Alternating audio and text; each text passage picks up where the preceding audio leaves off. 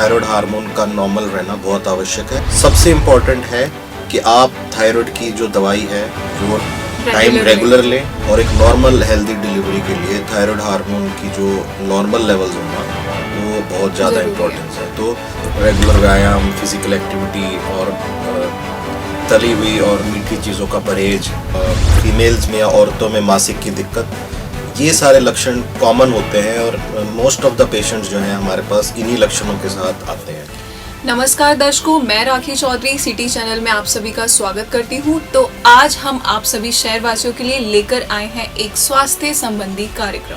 तो आज के इस कार्यक्रम में हमारे साथ जुड़े हैं शहर के जाने माने thyroid and sugar specialist doctor Suvrat Jain, जो कि रोहतक के साथ साथ और भी शहरों में अपनी पहचान बना चुके हैं। नमस्कार डॉक्टर, आज के इस कार्यक्रम में मैं आपका स्वागत करती हूँ। तो डॉक्टर साहब, सबसे पहले आप अपना परिचय दीजिए। धन्यवाद राखी जी। आप सिटी केबल का मैं बहुत ही आभारी हूँ और सिटी केबल को मैं धन्यवाद देता हूँ कि उन्होंने मुझे ये मंच दिया अपने थायराइड के विषय में अपने व्यूज़ रखने के लिए। आपका भी मैं धन्यवाद करना चाहूँगा कि आपने मेरा इतना अच्छे परिचय दिया। मैं डॉक्टर सुवृत जैन, मैं एक एंडोक्रिनोलॉजिस्ट हूँ, अर्थात डायबिटीज़ व थायराइड स्पेशलिस्ट। तो मैंने डीएम एंडोक्रिनोलॉजी में SGPJ लखनऊ से की थी। MD मैंने all India institute medical science AIIMS नई दिल्ली से की थी। इस समय मैं अपने प्राइवेट क्लिनिक में छोटूराम हॉस्पिटल रोहतक हुडा कॉम्प्लेक्स में अपनी सेवाएं दे रहा हूँ। तो आज हम बात करेंगे थायराइड के बारे में। तो डॉक्टर साहब, सबसे पहला क्वेश्चन है कि थायराइड के क्या लक्षण होते हैं? थायराइड के विषय में आम जनता में बहुत सारी भ्रांतियां हैं, बहुत सारे कन्फ्यूजन हैं, बहुत डाउट्स हैं। तो आज के इस सेशन से मैं वो सारी भ्रांतियों को दूर करने की कोशिश करूँगा। जब थायराइड बहुत ज़्यादा अनकंट्रोल्ड होता है, मैं इस समय हाइपोथायराइडिज्म की बात कर रहा हूँ, जो कि most common type of thyroid है इस समय, जिसमें जो कॉमनली फूलने वाला थायराइड समझा जाता है। बट कॉमन लक्षण जो थायराइड के हाइपोथायराइडिज्म के होते हैं वो होता है फेस पे सूजन, पैरों पे सूजन, थकान, कमज़ोरी, बाल झड़ना और साथ साथ फीमेल्स में या औरतों में मासिक की दिक्कत। ये सारे लक्षण कॉमन होते हैं और मोस्ट ऑफ द पेशेंट्स जो हैं हमारे पास इन्हीं लक्षणों के साथ आते हैं जी। तो जैसे कि मैं आगे भी डिस्कस करूंगा, थायराइड 2 प्रकार का होता है जी। मेरा अगला प्रश्न यही था कि थायराइड कितने प्रकार का होता है? तो थायराइड कॉमनली 2 प्रकार का होता है, जिसे हम हाइपोथायराइडिज्म और हाइपरथायराइडिज्म 2 टाइप्स में डिवाइड करते हैं। इन दोनों में क्या डिफरेंस है? तो कॉमनली जो एक हाइपोथायराइडिज्म होता है वो एक आम जनता में फूलने वाला थायराइड नाम से जाना जाता है, और हाइपरथायराइडिज्म होता है वो एक आम जनता में सूखने वाला थायराइड के नाम से जाना जाता है।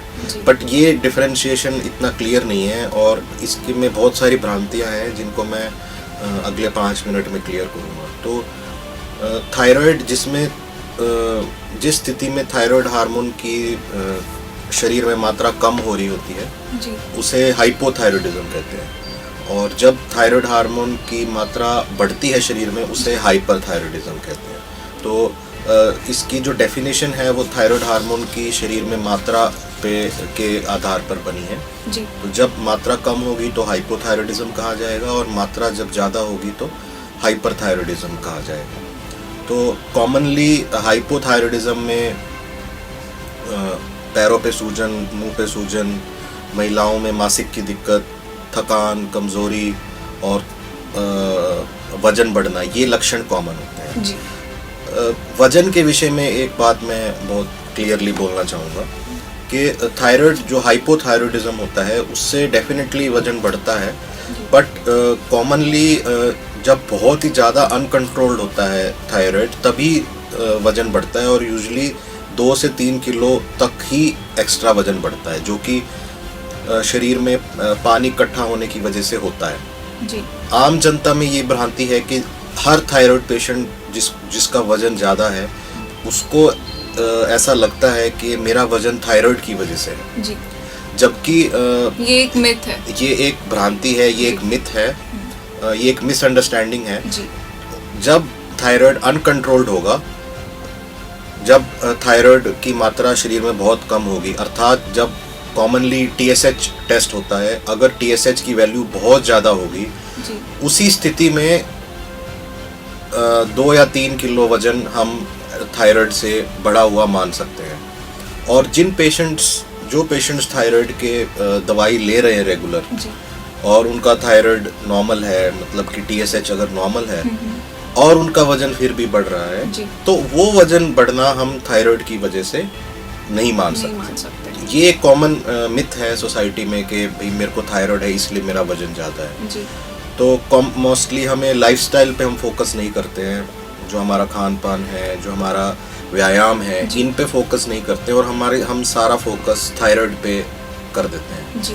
तो थायराइड अगर आप दवाई रेगुलर ले रहे हैं और आपका थायराइड कंट्रोल में है, तो उससे बहुत ज़्यादा वजन थायराइड की वजह से हम बढ़ा हुआ नहीं कह सकते। उसके लिए एक होलसम लाइफस्टाइल चेंजेस जिसे हम कहते हैं, अपनी जीवन शैली में परिवर्तन चाहिए। जी। रेगुलर व्यायाम, फिजिकल एक्टिविटी और तली हुई और मीठी चीज़ों का परहेज और टाइम पे सोना, ये सब चीज़ों से ही हम वज़न कम कर सकते हैं। थायराइड की दवाई डेफिनेटली रेगुलरली लेनी है, बट साथ में वज़न कम करने के लिए अगर थायराइड कंट्रोल्ड है तो लाइफस्टाइल चेंजेस बहुत आवश्यक है। थायराइड जो दूसरा प्रकार का होता है हाइपरथायराइडिज्म, उसमें थायराइड हार्मोन की जो मात्रा है वो शरीर में बढ़ जाती है। कॉमनली टीएसएच नाम का टेस्ट सभी आम जनता को पता होता है। जी। तो हाइपोथायराइडिज्म में टीएसएच बढ़ता है और हाइपरथायराइडिज्म में, जिसमें थायराइड हार्मोन की कंसंट्रेशन बढ़ती है, उसमें टीएसएच कम होता है। तो इसमें लक्षण होते हैं घबराहट, पसीना, हाथ कांपना और वजन कम होना। तो ये वाला जो थायराइड है ये बहुत कम कॉमन है एज कंपेयर टू हाइपोथायराइडिज्म। जो हाइपरथायराइडिज्म है वो रेयरली मिलता है, कम कॉमन है एज कंपेयर टू हाइपोथायराइडिज्म। सो मोटा मोटा ये 2 प्रकार के थायराइड हैं और उनके कॉमन लक्षण हैं। और एक कॉमन मिथ जो मैंने यहाँ पे क्लियर करा कि हर व्यक्ति जिसका वजन ज़्यादा है और उसको वो थायराइड की दवाई ले रहा है, तो वो अपना ज़्यादा वजन थायराइड को एट्रीब्यूट करता है। ये एक मिथ है जिसको हमें दूर करना है और हमें कॉम्प्रिहेंसिव लाइफस्टाइल मैनेजमेंट से ही अपना वजन कंट्रोल करना है। थायराइड की तो डेफिनेटली दवाई साथ में लेनी है।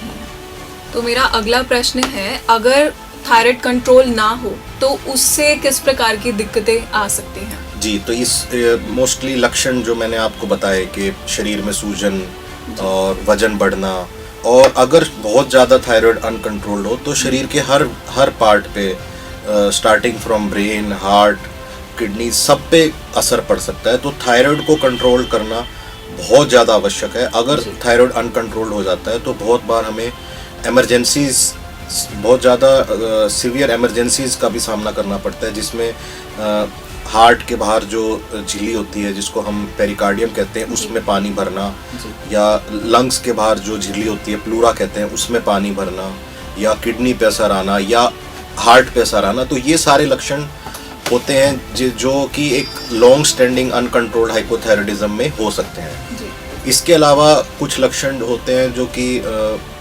फीमेल्स या औरतों में कॉमन होते हैं कि उनकी मेंस्ट्रुअल साइकिल्स, जैसे मासिक की इरेगुलर रहते हैं, मेंस्ट्रुअल ब्लीडिंग ज़्यादा होती है, प्रेगनेंसी में दिक्कत आती है, बेबी कंसीव करने में, प्लस या तो कंसीव हो गया तो प्रेगनेंसी के दौरान अबॉर्शंस, या बहुत सारी दिक्कतें आती हैं प्रेगनेंसी में और कंसीव करने में।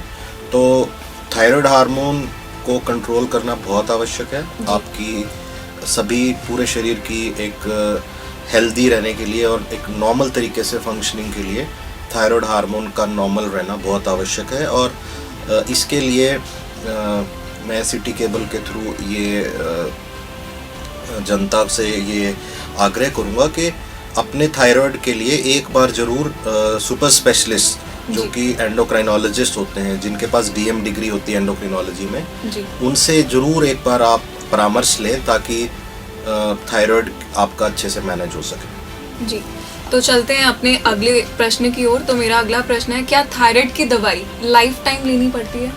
जी, मोस्ट ये आई थिंक सबसे कॉमन प्रश्न है जनता का कि थायराइड की दवाई रेगुलर लेनी है या छोड़ देनी है। तो ये एक प्रश्न है जो कि हम दिन रात क्लिनिक में एड्रेस करते हैं। जी। बहुत बार पेशेंट्स कुछ समय दवाई खा के छोड़ देते हैं, फिर थायराइड बढ़ जाता है, फिर दवाई लेते हैं, फिर छोड़ देते हैं। जी। तो एक बात आपको समझनी पड़ेगी कि थायराइड हार्मोन जब कम होता है तो वो जो थायराइड ग्लैंड होता है हमारा नेक में, जी। गले में एक बटरफ्लाई शेप ग्लैंड होता है, उसकी जी। डैमेज होने से होता है। ओके। और वो डैमेज यूजुअली रिवर्स नहीं होता है। तो क्योंकि डैमेज परमानेंट है और वो रिवर्स नहीं हो सकता है, इसलिए थायराइड हार्मोन की दवाई लाइफ लॉन्ग चलती है। मैं यहाँ पे हाइपोथायरॉयडिज्म की बात कर रहा हूँ, जी। जो कि सबसे कॉमन टाइप का थायराइड है। हाइपरथायरॉयडिज्म में दवाई अराउंड 50% पेशेंट्स में 1-1.5 साल में बंद हो सकती है। बट हाइपोथायरॉयडिज्म जो कि सबसे आम प्रकार का थायराइड है, जिसको कॉमनली फूलने वाला थायराइड या जिसमें TSH बढ़ने वाला थायराइड है, जिसके लिए खाली पेट एक गोली लेते हैं, वो थायराइड जो है वो ख़त्म नहीं होता है। जी। बहुत बार लोग देसी इलाज और झोला छाप डॉक्टरों से मिसगाइड होके आते हैं और थायराइड उनकी वजह से वो बहुत ज़्यादा कष्ट में और दुविधा में पड़ जाते हैं। जी। तो थायराइड की दवाई को छोड़ने से पहले एक बार आप सुपर स्पेशलिस्ट से ज़रूर कंसल्ट करें, जी। ताकि थायराइड की वजह से आपको आगे दिक्कत ना हो। जी, तो थायराइड में हमें खाने पीने की क्या परहेज करनी चाहिए? तो ये एक सवाल बहुत कॉमनली पूछा जाता है मेरे से, पेशेंट से भी और ऑनलाइन भी, और इवन मेरे रिलेटिव से भी जहाँ पे जिनको थायराइड है। जी। तो आज के समय में जो हमारा सॉल्ट है, यहाँ पे आयोडीन की वजह से थायराइड बढ़ जाता था और गले में सूजन हो जाती थी, जिसे गॉइटर कहते थे। तो उसे आयोडीन डेफिशिएंसी गॉइटर या फिर हाइपोथायरॉयडिज्म कहते थे। जी। क्योंकि आजकल सभी प्रकार से जो हमारा नमक है वो आयोडाइज्ड है, तो वो वाला जो थायराइड है वो बहुत ही ज़्यादा अनकॉमन या रेयर है, स्पेशली जो हमारा इलाके में। तो जो मोस्ट कॉमन टाइप का जो थायराइड है वो ऑटो इम्यून हाइपोथायरॉयडिज्म कहते हैं, जिसमें शरीर में कुछ एंटीबॉडीज़ बनती हैं और थायराइड को नष्ट करती हैं। जी। तो मोस्टली इसका खाने पीने से कोई परहेज नहीं है। काफ़ी बार लोग कहते हैं कि जी कुछ सब्जियां होती हैं जैसे कि कैबेज, उनसे क्या कहते हैं, लोगों ने हमें बताया कि इन सबको परहेज करना चाहिए। जी। तो मैं यही कन्वे करना चाहूँगा कि ये एक आयोडीन डेफिशिएंसी गॉइटर वगैरह में उस समय के लिए वैलिड था ये हमारा कंसर्न, बट प्रेजेंट टाइम में आई थिंक खाने पीने से एज सच कोई बहुत ज़्यादा थायराइड के लेवल्स पे फ़र्क नहीं पड़ता है। सबसे इम्पोर्टेंट है कि आप थायराइड की जो दवाई है वो रेगुलर लें, टाइम टू टाइम लें, उठते ही खाली पेट लें और लगभग पौना घंटा 1 घंटे के बाद ही कुछ अपना चाय या खाना पीना करें। जी। और इन सब भ्रांतियों के कि भाई ये सब अवॉइड करना है, इन सब भ्रांतियों में ना पड़े और अपनी दवाई रेगुलर लेके हर 3 महीने में टेस्ट करा के अपने स्पेशलिस्ट डॉक्टर से मिलें। जी। अगर हम बात करें यंग फीमेल्स की, तो यंग फीमेल्स में थायराइड की क्या इम्पोर्टेंस है? हाँ, ये एक एज ग्रुप है जिसमें थायराइड की बहुत ज़्यादा इम्पोर्टेंस है। जी।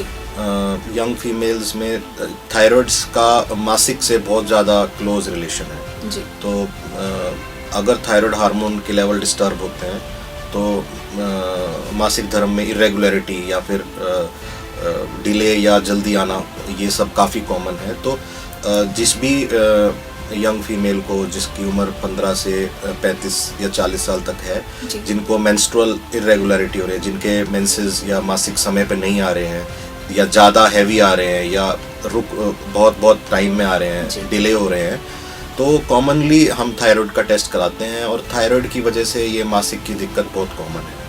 तो थायराइड हार्मोन नॉर्मल होना मासिक धर्म के लिए बहुत ही ज़्यादा आवश्यक है। जी। दूसरा जो यंग फीमेल्स है, ये एक रिप्रोडक्टिव एज ग्रुप है। इस समय यूजली बच्चा पैदा करने की उम्र होती है, तो उसके लिए थायराइड हार्मोन बहुत ज़्यादा आवश्यक है। कंसेप्शन मतलब बच्चा ठहरने के लिए और पूरी प्रेगनेंसी में बच्चे की हेल्थ के लिए और एक नॉर्मल हेल्दी डिलीवरी के लिए थायराइड हार्मोन की जो नॉर्मल लेवल्स होना वो बहुत ज़्यादा इम्पोर्टेंस है। तो ये दो जो यंग फीमेल्स का एज ग्रुप है, ये बहुत इम्पोर्टेंट है थायराइड के लिए। जी, मेरा अगला प्रश्न प्रेगनेंसी से रिलेटेड ही है कि प्रेगनेंसी में थायराइड से रिलेटेड क्या क्या ध्यान देना चाहिए, क्या हमें प्रिकॉशंस तो लेनी सबसे चाहिए? इम्पोर्टेंट है कि जब भी हमें पता है कि हमें थायराइड है, तो हमें सबसे पहले अपने थायराइड को कंट्रोल करके उसके बाद ही प्रेगनेंसी को प्लान करना चाहिए। जी। मोस्ट ऑफ द टाइम्स हम जो यंग फीमेल्स होती हैं वो दवाई रेगुलरली लेती हैं और फिर टेस्ट भी नहीं कराते हैं। जी। तो आइडली एक प्लान्ड प्रेगनेंसी होनी चाहिए जिसमें हम पहले अपना थायराइड टेस्ट कराएं और डॉक्टर से मिलें और उसके बाद फिर प्रेगनेंसी प्लान करें। जी। और दूसरा चीज़ है कि थायराइड हार्मोन में सबसे इम्पॉर्टेंट है कि जैसे ही हमें प्रेगनेंसी का पता लगे, हमें अपने गायनोकोलॉजिस्ट से या एंडोक्रिनोलॉजिस्ट से तुरंत मिलकर अपना थायराइड हार्मोन का लेवल्स चेक कराना चाहिए। जी। और प्रेगनेंसी के जो थायराइड हार्मोन्स के क्राइटेरिया हैं नॉर्मल लेवल्स के, वो नॉर्मल इंडिविजुअल से थोड़े से अलग हैं। जी। तो उसी हिसाब से हमें थायराइड हार्मोन की दवाई देनी चाहिए।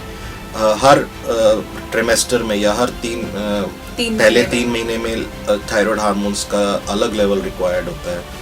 उसके बाद अगले 3 महीने में TSH के अलग लेवल्स रिकमेंडेड हैं। तो उसी हिसाब से हमें डोज लेनी चाहिए और हर 1.5 महीने पे टेस्ट करा के अपने एंडोक्रिनोलॉजिस्ट या गायनोकोलॉजिस्ट को दिखाना चाहिए और थायराइड हार्मोन्स को मेंटेन करना चाहिए। जी। जो डोज प्रेगनेंसी की से पहले चल रही होती है, यूजुअली लगभग 25 से 30% डोज का इजाफा होता है प्रेगनेंसी में। जी। तो प्रेगनेंसी में बच्चे में कोई मेल फॉर्मेशन ना हो, कोई बनावट में दिक्कत ना हो किसी ऑर्गन के, या नॉर्मल प्रेगनेंसी हो जाए, कोई अबॉर्शन ना हो, स्टिल बर्थ ना हो, तो इस सब के लिए थायराइड हार्मोन बहुत ज़्यादा ज़रूरी है कंट्रोल रखना। और डेफिनेटली एक एंडोक्रिनोलॉजिस्ट की सलाह ज़रूर लेनी चाहिए। जी। प्रेगनेंसी प्लान कर रहे हो या प्रेगनेंसी के दौरान थायराइड हार्मोन को नॉर्मल रखने के लिए। जी। और थायराइड का टेस्ट जो है वो हमें कितने दिन में कराना चाहिए? थायराइड का जो टेस्ट है वो यूजुअली हम जिन पेशेंट्स को डोजेस चेंज करते हैं तो उनको हम एक बार 6 हफ्ते बाद टेस्ट करा के देखते हैं कि क्या जो हमने डोज चेंज करी वह ठीक थी या नहीं थी। जी।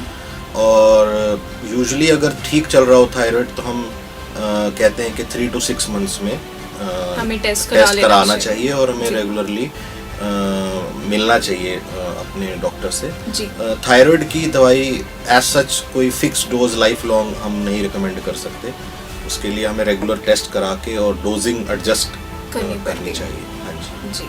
तो मेरा लास्ट प्रश्न यही है कि क्या थायराइड जड़ से खत्म हो सकता है? तो ये अभी इस समय तक जो साइंस है जितनी भी प्रगति की है, मैं एलोपैथी की बात करूँगा, वो ये थायराइड जो है वो जड़ से ख़त्म नहीं हो सकता है। थायराइड की जो दवाई है वो लाइफ लॉन्ग रेगुलरली लेनी होती है। जी। और दिन रात हम पेशेंट्स को यही काउंसल करते हैं कि थायराइड की दवाई रेगुलरली लें ताकि आपकी हेल्थ सही रहे और उसको ऐसे बिना पूछे ना छोड़ें, क्योंकि बहुत ज़्यादा परेशानी में पेशेंट्स आ जाते हैं अगर थायराइड बढ़ जाता है बहुत ज़्यादा। तो थायराइड की अपनी मेरा जो लास्ट मैसेज होगा वो यही होगा कि थायराइड के लक्षणों को समझिए, उसका प्रॉपर अच्छी लैब से टेस्ट कराइए और एक थायराइड के सुपर स्पेशलिस्ट एंडोक्रिनोलॉजिस्ट से सलाह लीजिए और जो वो डोज प्रिस्क्राइब करे उसको रेगुलरली प्रॉपर इंस्ट्रक्शंस के साथ लीजिए और हर 3-3 महीने में टेस्ट करा के अपने थायराइड को कंट्रोल में रखिए ताकि ओवरऑल आपकी जो बॉडी की हेल्थ है वो मेंटेन रहे। थायराइड संबंधी और अधिक जानकारी के लिए छोटू राम हॉस्पिटल जो कि हुड्डा कॉम्प्लेक्स में स्थित है वहां संपर्क करें। धन्यवाद।